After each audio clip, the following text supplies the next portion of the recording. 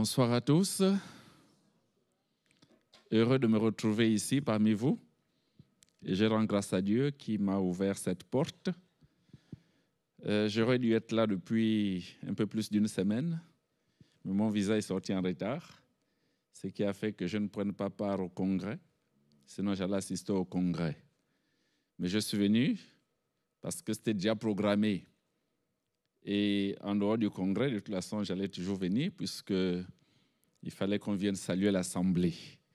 Et je profite de cela pour adresser mes sincères salutations au pasteur Sébastien, à son épouse, et à tous les responsables, et à chacun de vous en particulier. Je reçois les salutations, je vais les transporter au Gabon, mais je vous transmets aussi les salutations du Gabon. Amen. Que Dieu vous bénisse. En effet, j'étais à l'ITB, 2 ans, on va dire 2 ans, 2 ans après lui. J'ai fait l'ITB avec M. Maurice, qui était notre directeur. Je crois que nous étions même la dernière promotion, je crois. La dernière promotion de M. Maurice. Donc nous avons passé des bons moments et je disais, content de revenir et content aussi de l'accueil que vous avez réservé à Jude et de la part de l'Église d'Assemblée Dieu du Gabon, de nos responsables de l'Église de Jude, l'Église appelée Temple Péniel. Je vous adresse donc non seulement les salutations, mais aussi les remerciements de cette Église pour l'accueil, pour l'encadrement. Vous savez que lorsqu'il s'agit du départ de Jude, ce n'était pas facile. C'était pas facile, mais puis c'était la volonté de Dieu, on l'a laissé partir. Et à l'époque, j'étais son responsable. Je l'ai vu, il s'est converti devant moi, il a été baptisé, j'ai déclaré son appel au ministère avec moi. Il est parti à l'école biblique, en formation, toujours sous mon ministère. Il est venu ici, ce mois de juillet dernier, que j'ai été affecté dans une autre église. Mais je suis celui qui a permis qu'il vienne. Et nous voulons donc remercier le Seigneur. Et Pasteur Sébastien, merci encore pour tout le travail qui a été fait. Et merci à l'Église. Que Dieu vous bénisse. Là, il y a d'autres jeunes qui sont là. Loïc, la jeune Boriska. Et sa maman aussi. Non, c'est la mère de Loïc qui était aussi ici. Voilà, donc... je crois qu'un partenariat va se nouer entre l'église de Rouen, je crois. Hein? Il y aura un partenariat. Nous croyons aussi que l'un de ces jours, nous allons accueillir le pasteur Sébastien au Gabon. Ça nous fera plaisir. Alléluia. L'église du Gabon sera contente d'accueillir le pasteur Sébastien, peut-être avec son épouse. Tout dépend de Dieu. Alors, je suis là pour peut-être une semaine, Dieu voulant. Alors, ce soir, nous allons partager un thème.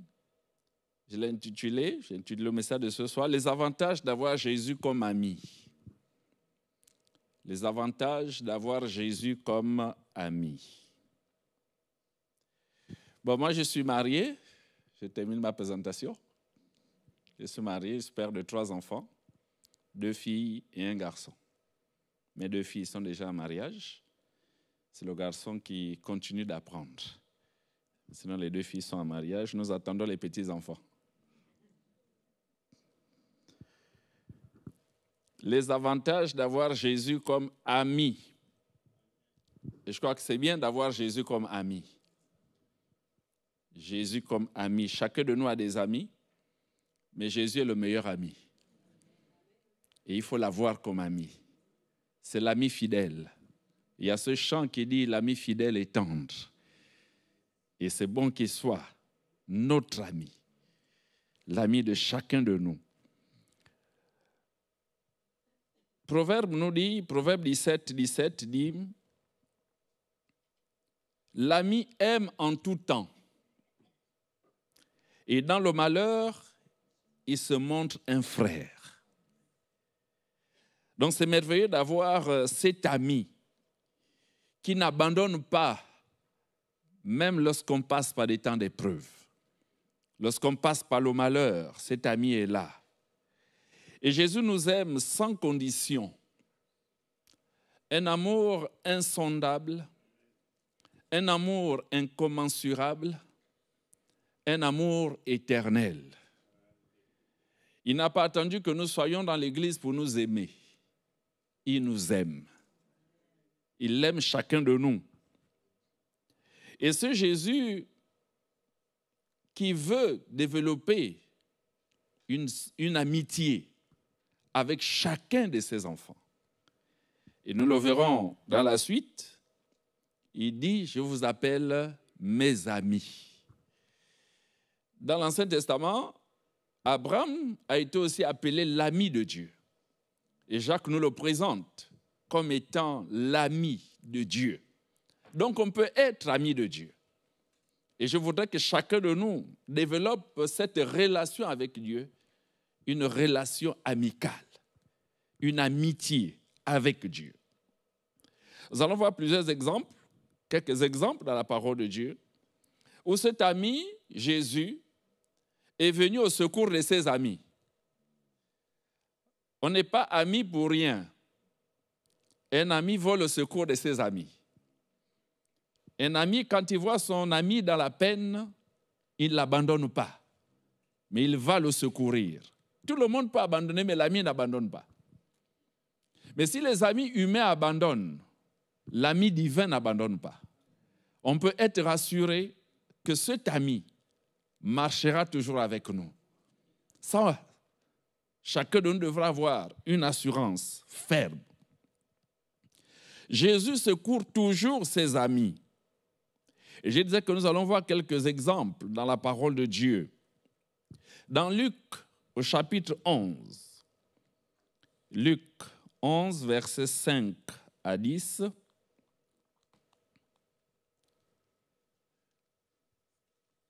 Luc 11, verset 5, il leur dit encore, si l'un de vous a un ami et qu'il aille le trouver au milieu de la nuit pour lui dire, ami, prête-moi 3 pains, car un de mes amis est arrivé de voyage chez moi et je n'ai rien à lui offrir. Et si de l'intérieur de sa maison, cet ami lui répond, ne m'importune pas, la porte est déjà fermée, mes enfants et moi sommes au lit, je ne puis me lever pour te donner des pains. Je vous le dis, même s'il ne se levait pas pour les lui donner parce que c'est son ami, il se lèverait à cause de son importunité et lui donnerait tout ce dont il a besoin. Et moi, je vous dis, demandez et l'on vous donnera. Cherchez et vous trouverez. Frappez et l'on vous ouvrira. Nous avons un ami qui entend les demandes de ses amis. Un ami qui est prêt à ouvrir sa porte, qu'importe l'heure. Il peut être dérangé à n'importe quelle heure. Avec lui, il n'y a pas d'heure. Même à minuit, on peut le déranger. À 2 heures du matin, on peut le déranger. La journée, on peut le déranger. Il n'est jamais occupé pour écouter ses amis. C'est un ami. Et ici, on nous parle de cet ami qui va trouver son ami. C'est la nuit. Il a reçu un visiteur. Mais c'est la nuit. La nuit, on ne dérange pas n'importe qui. Il faut avoir une certaine relation avec la personne pour aller la trouver, peut-être au milieu de la nuit, aller cogner devant sa porte et dire « j'ai besoin de ton aide ». S'il n'y a pas cette relation, on ne prend pas le courage, on a du mal à se lever et aller cogner devant la porte de quelqu'un. Mais quand on sait que c'est son ami, on peut aller parce qu'on a une certaine confiance. Et là, le Seigneur dit, même s'il n'ouvre pas la porte parce que c'est son ami, mais celui qui est à l'extérieur continue à cogner. En fait, là, on nous parle aussi de la persévérance. Il continue à cogner. D'abord, c'est son ami, mais il continue à l'importuner. Et lors de l'intérieur de la maison, est obligé d'ouvrir la porte à cause de son insistance. Nous avons un ami qui écoute les prières. Quand on va cogner à sa porte, il ouvre. Même s'il tarde à ouvrir, mais il finira toujours par ouvrir la porte. Voilà pourquoi on exhorte les chrétiens, on exhorte l'Église à la persévérance dans la prière. Il ne faut pas abandonner parce qu'on a prié une fois, on a prié 2 fois. On n'a pas encore obtenu l'exaucement. Il faut continuer à prier.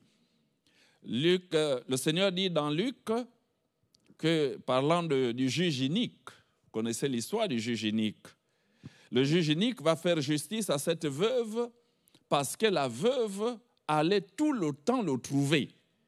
Et le Seigneur va dire qu'il va faire justice à cette veuve qui partait l'importuner. Et à plus forte raison, Dieu. Il dit, Dieu ne fera-t-il pas justice à ses élus qui crient à lui nuit et jour? Donc si nous crions au Seigneur nuit et jour, lui, notre ami, il viendra à notre secours.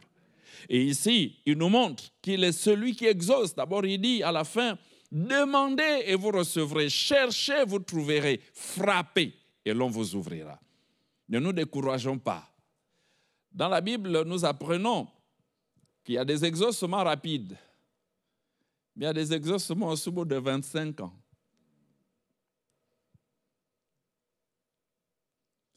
Il y a des exaucements au bout d'une semaine. Il y a des exaucements au bout d'1 an. Mais demain, il faut attendre 25 ans. Et vous connaissez l'histoire d'Abraham.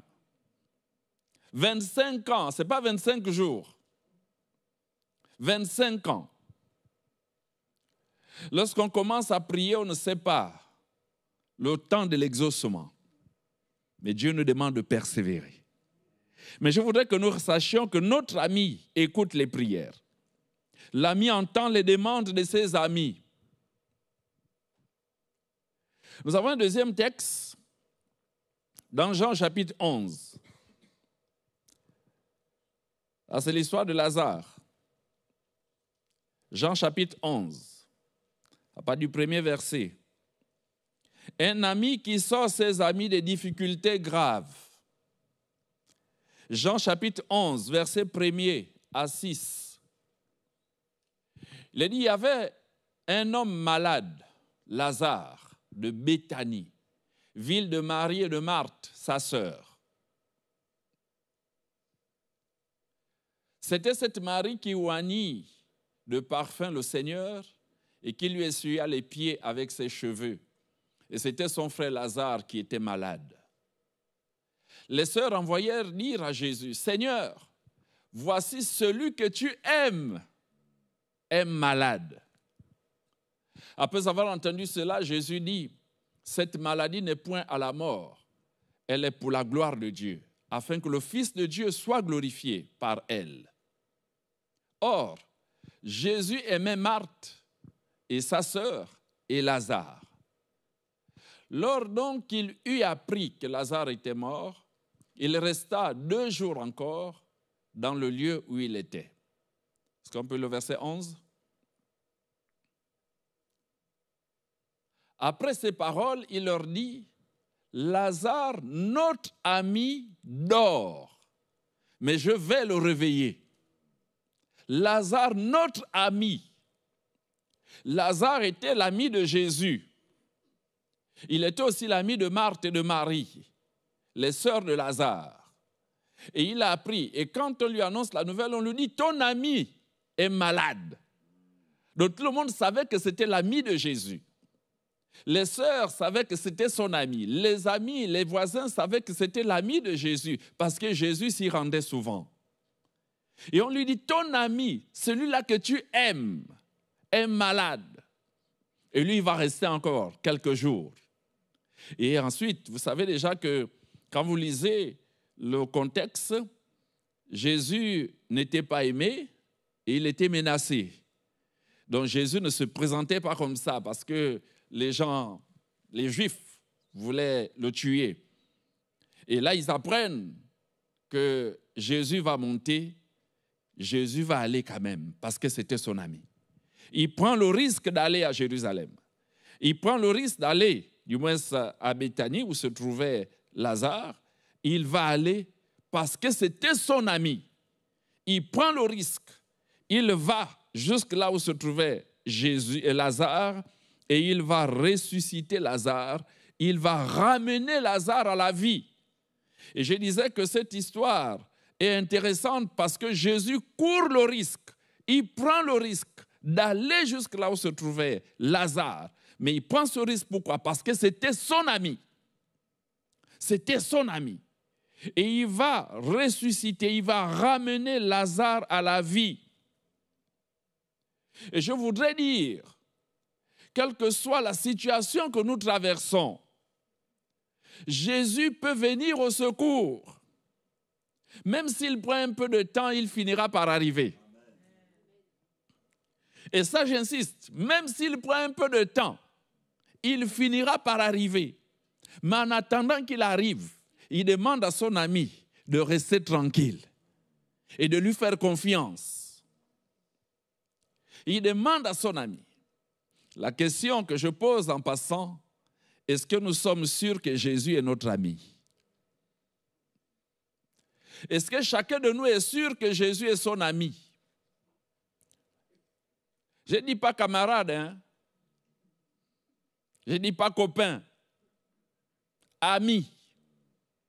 Ami est plus fort que camarade. Ami est plus qu'un frère. Ami, on peut se confier. Ami, on peut importuner. On dit des choses à son ami. On peut dire des confidences à son ami, mais pas à n'importe qui. Est-ce que Jésus est notre ami? Jésus peut nous sortir des situations difficiles, des situations que nous traversons. Il y en a peut-être qui sont dans des gouffres financiers, des problèmes financiers.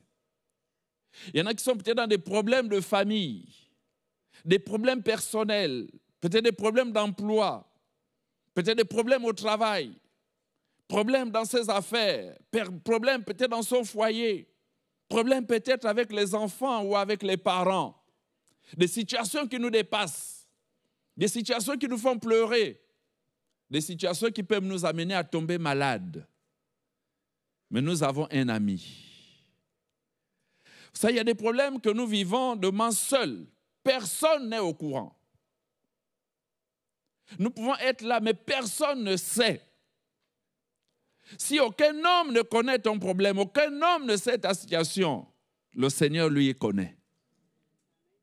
C'est la raison pour laquelle il faut s'attacher au Seigneur et lui faire confiance. Si Jésus est notre ami, même seul dans sa chambre, on peut se mettre à genoux devant lui pour dire « Ami, viens! Ami, viens à mon secours! Ami, viens me justifier! Ami, viens me sortir de là! Ami, viens me délivrer! Ami, j'ai besoin de toi! » Je disais au début que cet ami n'abandonne pas. Et il n'abandonne pas ses enfants. Et il ne t'abandonnera pas dans ta situation. Et je puis te dire qu'il viendra te secourir. Il te sortira de là. Jésus, ton ami, crie à lui. Et il viendra spécialement. Vous savez, dans la Bible, il y a des situations où le Seigneur vient. Il vient spécialement pour une seule personne. Une seule personne. Parce qu'il fait grâce à cette personne. Jésus, l'ami fidèle, entend les demandes. L'ami fidèle sort ses amis des situations graves. Mais Jésus est aussi un ami qui sort ses amis des dangers. Et si je voudrais vous amener dans l'exemple des disciples traversant le lac, dans Matthieu chapitre 14. Matthieu chapitre 14. Les amis de Jésus sont menacés par les flots. Que fait Jésus? Ses amis sont menacés. Matthieu 14, verset 22. Matthieu 14, verset 22. En descendant. Aussitôt après, il obligea les disciples à monter dans la barque et à passer avant lui de l'autre côté pendant qu'il renverrait la foule. Quand il l'eut renvoyé, il monta sur la montagne pour prier à l'écart. Et comme le soir était venu, il était là, seul. La barque, déjà au milieu de la mer, était battue par les flots, car le vent était contraire. À la 4e veille de la nuit, Jésus alla vers eux, marchant sur la mer. Quand les disciples le virent marcher sur la mer, ils furent troublés et dirent « C'est un fantôme !» Et dans leur frayeur, ils poussèrent des cris. Jésus leur dit aussitôt « Rassurez-vous, c'est moi, n'ayez pas peur. » Pierre lui répondit « Seigneur, si c'est toi, ordonne que j'aille vers toi sur les eaux. » Et il dit « Viens !» Pierre sortit de la barque et marcha sur les eaux pour aller vers Jésus. Mais, voyant que le vent était fort, il eut peur. Et comme il commençait à enfoncer, il s'écria « Seigneur, sauve-moi !» Aussitôt Jésus étendit la main, le saisit et lui dit « Homme de peu de foi, pourquoi as-tu douté ?» Et ils montèrent dans la barque et le vent cessa. Ceux qui étaient dans la barque vinrent se prosterner devant Jésus et dire « Tu es véritablement le Fils de Dieu. » Pour nous arrêter là. Nous connaissons cette histoire. Les amis de Jésus, menacés par les flots, que va faire Jésus? Il va marcher sur les eaux pour aller les secourir. Il marche sur les eaux. Il ne prend pas la barque. Peut-être que ça devait être moins rapide. Mais il va marcher sur les eaux pour aller secourir ses amis. Et il va aller. Nous connaissons, nous venons de lire. Quand ils vont le voir, parce que pour eux, quelqu'un qui marche sur les eaux, ils ne l'ont jamais vu. Alors ils vont paniquer, ils vont dire, mais qu'est-ce qui se passe? Non seulement il y a les flots, la barque est battue par les flots, ils sont en train de crier, mais en plus de cela, ils voient quelqu'un qui marche sur les eaux. C'est un peu d'imaginer la panique, et voilà pourquoi ils crient tous, et ils disent, c'est un fantôme. Ils n'ont jamais vu un humain marcher sur les eaux. Donc pour eux, c'est un fantôme. Je ne sais pas si vous croyez aux fantômes. Mais eux, ils croyaient que c'était un fantôme. Mais Jésus leur a dit, rassurez-vous que c'est moi. Mais Pierre, il y a des pierres ici certainement. Jésus dit, rassurez-vous, c'est moi. Il n'a même pas confiance, il ne sait même pas reconnaître la voix de son sauveur, la voix de son maître. Et il dit encore au maître, si c'est toi, ordonne que je vienne vers toi, marchant sur les eaux. Et il y en a qui sont comme ça, de moi parmi les chrétiens. Le Seigneur parle, mais il doute, il dit, Seigneur, est-ce que c'est vraiment toi? Est-ce que c'est vraiment toi? Si c'est toi, bon, nous aimons faire ça. Si c'est toi, confirme. Confirme la parole. Je veux un signe. Et certainement Pierre voulait le signe. Il a dit, si c'est toi, ordonne que je vienne. Et le Seigneur lui a dit, viens. Et c'est ça, là où on montre aussi, on voit le courage de Pierre. Dès que Jésus lui a dit, viens, c'est moi. Il n'a pas hésité. Il s'est lancé, il a commencé à marcher. Mais après, il est revenu à la réalité. Il a regardé à gauche, il a regardé à droite, il a dit, mais ce n'est pas possible. Ah oui, parce que quand Jésus lui dit, viens, les eaux sont encore en furie. Mais il regarde à gauche, il regarde à droite, et il commence à enfoncer. Mais ce que j'aime avec Pierre, c'est que sa bouche n'est pas fermée. La bouche de Pierre n'est pas fermée. Il se met encore à crier au Seigneur, « Seigneur, secours-moi. Seigneur, sauve-moi. » Il sait que c'est son sauveur. Il a douté peut-être un instant, mais il ne va pas mourir. Il va dire, « Sauve-moi. » Et Jésus va étendre la main pour le sauver. Il va lui dire, « Homme de peu de foi, pourquoi as-tu douté? » Mais il va le sauver. Jésus ici a deux actions. Il sauve Pierre, mais il sauve tous les disciples, il arrête la tempête. Il calme la mer. Nous avons un sauveur qui sait calmer la mer. Un sauveur qui sait calmer la tempête. il s'est calmé la tempête. Il s'est dit autour de son ami, silence. Silence et tout redevient calme. Il calme la tempête. Et je prie pour que la tempête autour de ta vie se calme. Que cette tempête se calme. Que le silence revienne. Que la paix revienne. Que la quiétude revienne. Que Dieu ramène le calme. Et il est tout puissant pour le faire. Tout puissant pour le faire. Et il va le faire. Que Jésus prenne le contrôle de nos vies. Que Jésus prenne le contrôle des situations qui nous environnent. Que Jésus vienne dans nos maisons. Qu'il calme. Qu'il ramène la sérénité dans les maisons, dans les foyers, dans les couples, dans les familles, même au travail. Qu'il ramène la sérénité. Qu'il ramène le calme dans le cœur. Parce que demain, nous sommes en proie aussi au trouble intérieur, le manque de paix intérieure. Et nous avons besoin que le Seigneur vienne et qu'il mette la paix dans notre cœur. La paix dans le cœur. La confiance dans le cœur. Nous avons besoin de me demander une parole, comme celle qu'il adresse à Pierre. C'est moi. C'est moi. C'est moi. Que cette parole résonne dans notre esprit. Que le Seigneur nous rassure en nous disant, c'est moi. C'est moi. Je suis là. Je suis là. N'aie pas peur. Je suis là. Que Dieu le fasse. Que le Seigneur le fasse. Que le doute s'en aille de nos cœurs. Que le doute s'en aille. Demain, quand les problèmes sont nombreux, nous avons l'impression que nos problèmes dépassent la puissance de Dieu. Mais la puissance de Dieu est au-dessus de tout. Il est le Dieu tout-puissant. Rien ne lui est impossible. Nos problèmes sont rien devant sa puissance. Il suffit qu'il dise un mot. Il dit un mot et tout redevient normal. Un mot de sa part.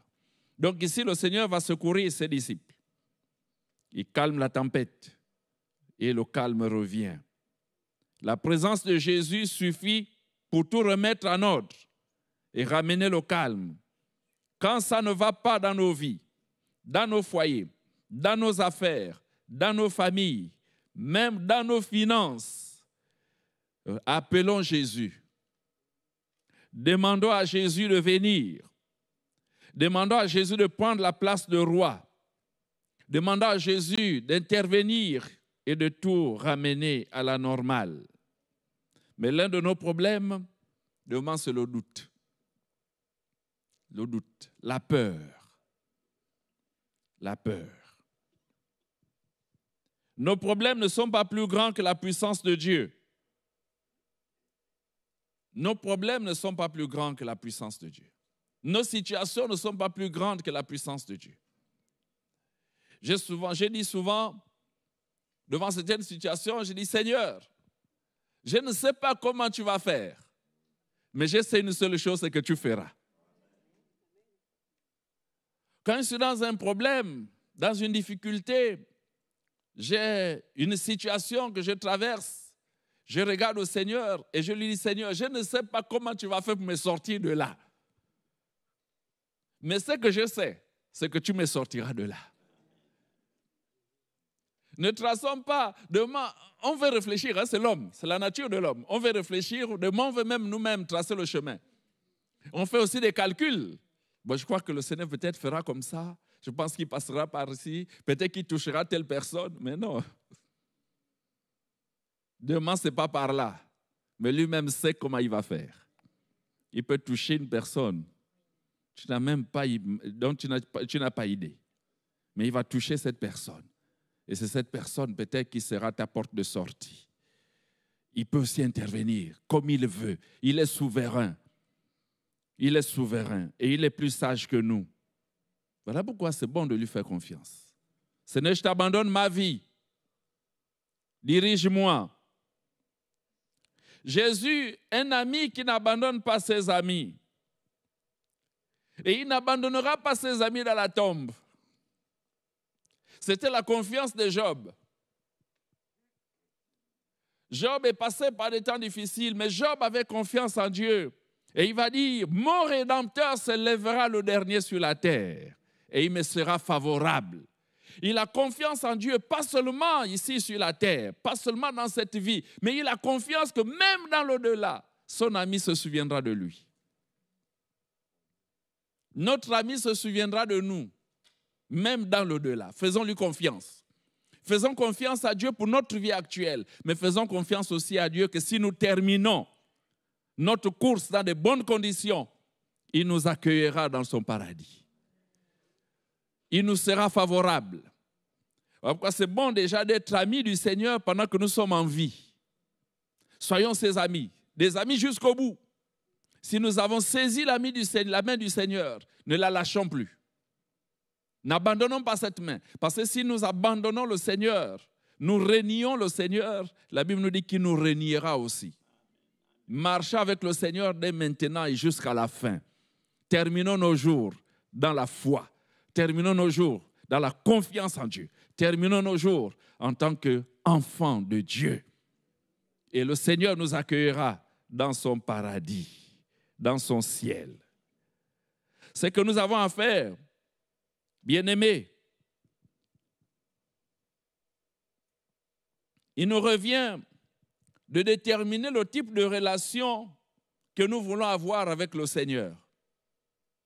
Est-ce que nous voulons regarder le Seigneur simplement comme le Sauveur, simplement comme le Seigneur, ou nous voulons développer une relation intime avec lui?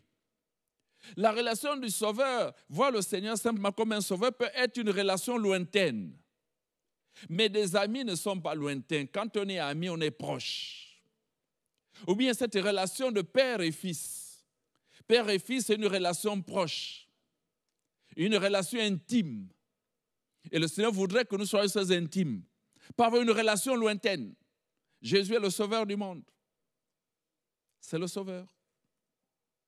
Mais il est mon Sauveur. Il est mon ami. Amen. Il est mon ami. Dieu, il n'est pas seulement le bon Dieu, c'est mon Père.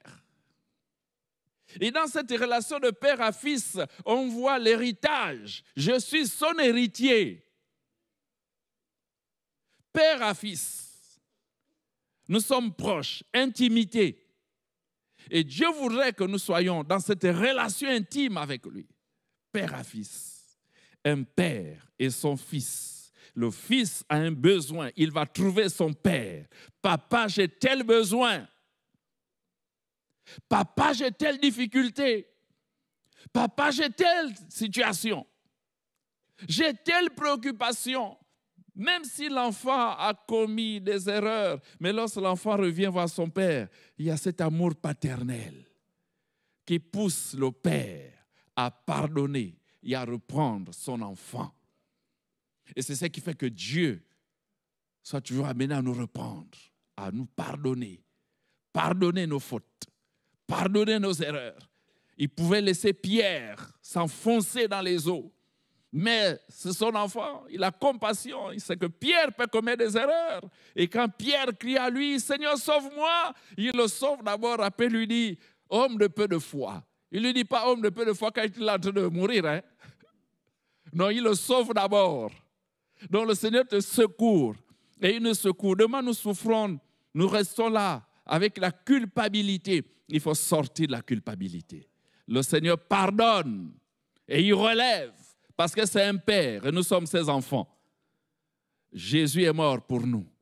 Et son sang est efficace, précieux, puissant pour nous laver, pour nous débarrasser des souillures, pour faire de nous des hommes et des femmes justifiés, des hommes et des femmes agréables devant Dieu.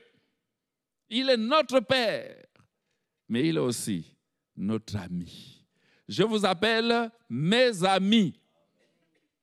Si vous faites ce que je vous commande, Je vous appelle mes amis. Ça, c'est le Seigneur lui-même qui le dit. Il dit, je vous appelle mes amis. Je crois que même les disciples étaient étonnés. Il dit, je vous appelle plus serviteurs, mais je vous appelle mes amis. Donc, il élève les disciples au rang d'amis.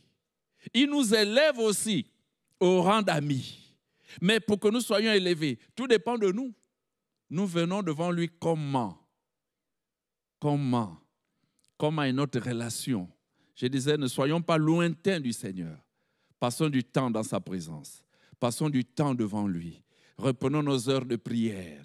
Ceux qui abandonnent les heures de prière, reprenons les heures de prière. Quand on cesse de prier, c'est là où tout vient tomber sur nous. Mais quand on reprend la prière même nous allège. La prière fortifie notre foi. La prière nous donne la force d'avancer. La prière nous donne le courage d'espérer. La prière nous amène à regarder Dieu avec foi, avec confiance. La prière nous amène à nous attendre à Dieu. La prière pousse aussi à la sanctification. La prière. Ne soyons pas loin du Seigneur. Quel que soit ce qui se passe autour de nous, sachant que la puissance de Dieu est au-dessus de tout. Mais sachons aussi que Dieu attend de nous que nous plions les genoux devant lui. Mais on prie parce qu'on a confiance en lui. On prie parce que c'est notre ami. On prie parce qu'on sait que Dieu nous exauce. Celui qui a confiance que Dieu l'exauce, il va aller vers Dieu. Mais si on ne s'attend pas à Dieu, on n'ira pas vers lui. Mais attendons-nous au Seigneur. Passons du temps dans sa présence. Prions le matin. Prions à midi, prions le soir, prions dans le cœur, prions à genoux, prions debout. Alléluia. Activons la prière. Activons la prière. Activons la prière. La prière va nous faire du bien. Jésus est notre ami. Amen. Notre ami. Je voudrais que chacun de nous le réalise et que chacun de nous développe cette relation avec lui, une relation amicale, une amitié avec le Seigneur. Cette amitié se développe dans sa présence. Dans sa présence. Est-ce que nous pouvons prier un moment? Alléluia. Oh, gloire au Seigneur. Gloire au Seigneur, gloire au Seigneur, gloire au Seigneur. Gloire au Seigneur. Merci Père, merci Père, merci pour ton amour. Merci pour ta fidélité. Merci Seigneur. Tu es grand Seigneur. Nous nous prosternons en ta présence et nous t'adorons, toi notre Dieu, toi notre Père. Merci pour ta parole. Merci pour ta révélation. Merci Seigneur, parce que tu viens reconforter notre foi. Tu viens fortifier notre foi. Tu viens nous encourager encore ce soir. Tu viens nous encourager, Seigneur. Tu connais la vie de chacun de nous. Tu connais la marche de chacun. Tu connais aussi nos inquiétudes. Tu connais nos peurs, Seigneur. Tu connais nos peurs. Pardonne-nous, Seigneur. Nous nous inclinons en ta présence. Nous nous inclinons ce soir. Fortifie notre foi. Encourage chacun de nous, Seigneur. Encourage chacun de nous. Bénis la parole dans mon cœur. Bénis la parole dans le cœur de ma sœur. Dans le cœur de mon frère, Seigneur. Toi, tu connais, Seigneur, ce que chacun endure. Tu connais ce que chacun vit. Tu connais celui qui est dans le doute. Tu connais celui, Seigneur, qui est en train de baisser les bras. Mais ce soir, tu es venu le fortifier. Tu es venu le reconforter. Tu es venu l'encourager. Tu lui ne baisses pas les bras. Monte la garde. Alléluia, alléluia, alléluia. Nous sommes en prière. Chacun de nous élève son âme, élève sa voix. Apporte son cœur au Seigneur. Chacun connaît l'état de son cœur, connaît sa relation avec Dieu. Chacun de nous connaît si cette relation est encore forte. Est-ce qu'elle est encore forte? Est-ce qu'elle est encore forte, cette relation? Nous voulons qu'elle se fortifie de jour en jour. Une relation forte. Alléluia, Seigneur, bénis.